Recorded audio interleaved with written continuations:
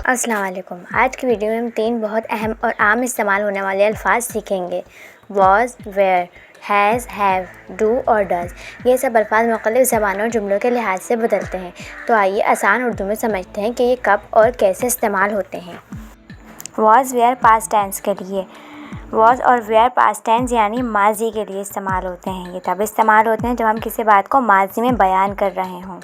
Was ہمیشہ استعمال ہوتا ہے آئی، ہی، شی، اٹ کے ساتھ، اور ویئر ہمیشہ استعمال ہوتا ہے یو، وی، دے کے ساتھ۔ چلیے کچھ مثالوں سے سمجھتے ہیں۔ آئی واز سک، میں بیمار تھی۔ ہم بازار میں تھے، وی ویئر ایٹ دا مارکیٹ۔ وہ اسکول میں تھی، شی واز ایٹ اسکول۔ وہ میرے ساتھ نہیں تھے، دے ور ناٹ وتھ می۔ یاد رکھیں، واز ویئر کے بعد ہمیشہ ایڈجیکٹو یا ناؤن آتا ہے، ورب نہیں آتا۔ واز ویئر ہمیشہ پاسٹ یعنی ماضی کے لیے استعمال ہوتے ہیں۔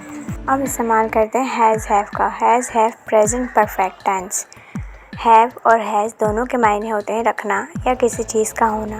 یہ موجودہ زمانے پریزنٹ میں استعمال ہوتے ہیں۔ ہیز ہمیشہ ہی، شی، اٹ اور سنگولر نیم کے ساتھ استعمال ہوتا ہے، اور ہیو ہمیشہ آئی، یو، وی اور دے کے ساتھ استعمال ہوتا ہے۔ چلیے کچھ مثالوں سے سمجھتے ہیں۔ میرے پاس کتاب ہے، آئی ہیو اے بک۔ اس کے پاس موبائل ہے، ہی ہیز اے موبائل۔ ہمارے پاس وقت نہیں ہے، وی ڈونٹ ہیو ٹائم۔ تمہارے پاس نوٹ بک ہے، do you have a note book. یہ پریزنٹ پرفیکٹ میں بھی استعمال ہوتا ہے، یعنی کوئی کام حال ہی میں جو کہ ابھی مکمل ہوا ہو۔ فار ایگزامپل، میں کام مکمل کر چکا ہوں، I have finished the work. وہ اسکول جا چکی ہے، she has gone to school. اب چلتے ہیں ڈو اور ڈز کے جملوں کی طرف۔ ڈو اور ڈز کا استعمال نیگیٹو جملوں کے لیے ہوتا ہے۔ ڈو اور ڈز کا استعمال ہوتا ہے سوال بنانے یا انکار کرنے کے لیے۔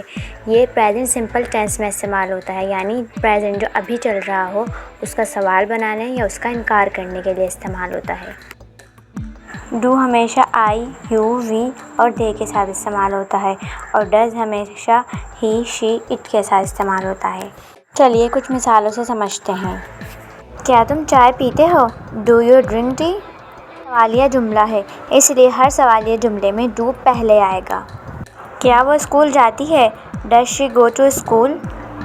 شی یعنی کسی اور کے بارے میں بات ہو رہی ہے، اس لیے شی اور ہی کے لیے ڈز کا یوز ہوگا۔ میں کھیلتا ہوں، آئی پلے۔ میں نہیں کھیلتا، I do not play. I, you اور دے کے لیے ڈو کا استعمال ہوگا۔ وہ نہیں کھاتا، ہی ڈز ناٹ ایٹ۔ یاد رکھیں، سوال میں ڈو ڈز جملے کے شروع میں آتا ہے۔ ڈز کے ساتھ ہمیشہ ورب کی فرسٹ فارم آتی ہے۔